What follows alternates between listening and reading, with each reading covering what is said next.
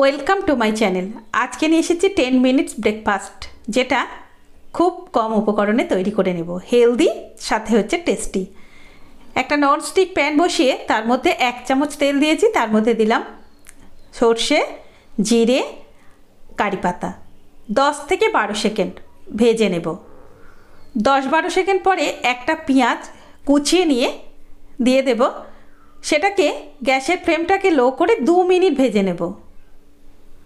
2 minute ভাজলেই পেঁয়াজের কালারটা change হয়ে যাবে, লালচে হয়ে যাবে।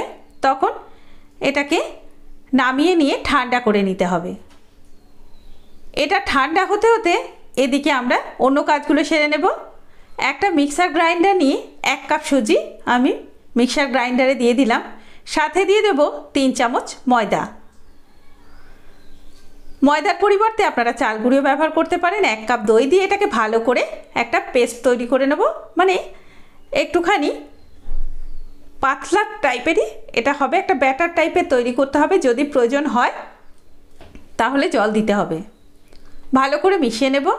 এর মধ্যে কিছু উপকরণ দিয়ে দেবো। একটা টমেটো একটু কুচিয়ে নিয়ে দিয়ে দিলাম, একটু ক্যাপসিকাম কুচোনো দিলাম, কাঁচা লঙ্কা কুচোনো। লঙ্কাটা আপনারা পছন্দ মতো ব্যবহার করবেন, বাচ্চারা খেলে একটু কম ঝাল দেবেন। একটু কারি পাতা, একটু পুদিনা পাতা আর একটু ধনে পাতা কুচোনো দিয়ে দিলাম।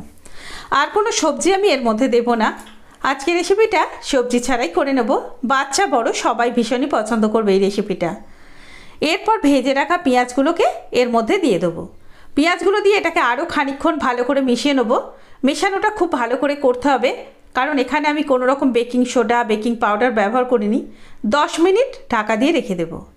10 মিনিট পর ঢাকনাটা খুলে এটাকে দেখে নেব কীরকম সেট হয়েছে। যেহেতু সুজি আছে তাই একটু জল যদি মনে হয়ে থাকে তাহলে দিতে হবে, কিন্তু এটা একটু ঘন টাইপেরই হবে, খুব একটা পাতলা টাইপের এটা করব না। আমরা যেরকম ইডলি ব্যাটার করি সেরকমভাবে করব। আজকে রেসিপিটা তড়কা প্যানে তৈরি করব। একটা তড়কা প্যান গরম করে নিয়ে 1 চামচ তেল দিয়ে তার মধ্যে 2 হাতা করে ব্যাটার দিয়ে দেবো। ব্যাস, ঢাকা দিয়ে রেখে দেব 2 মিনিটের জন্য। গ্যাসের ফ্লেমটাকে একবারে লো করে দিয়ে 2 মিনিট রেখে দেব। 2 মিনিটের বেশি রাখলে কিন্তু এটা তলাটা পুড়ে যেতে পারে, তাই 2 মিনিট রেখে দিতে হবে। তারপরে একটা হাতা বা চামচের সাহায্যে একটুখানি এভাবে নিয়ে উল্টে দিতে হবে। একটু সাবধানে উল্টাতে হবে।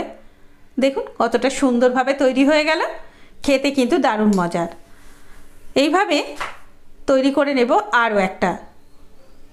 আবারও তেলের মধ্যে দিয়ে দিলাম। আপনাদের কাছে যদি তড়কা প্যান না থাকে আপনারা কিন্তু নর্মাল প্যানেও এটা করে নিতে পারেন।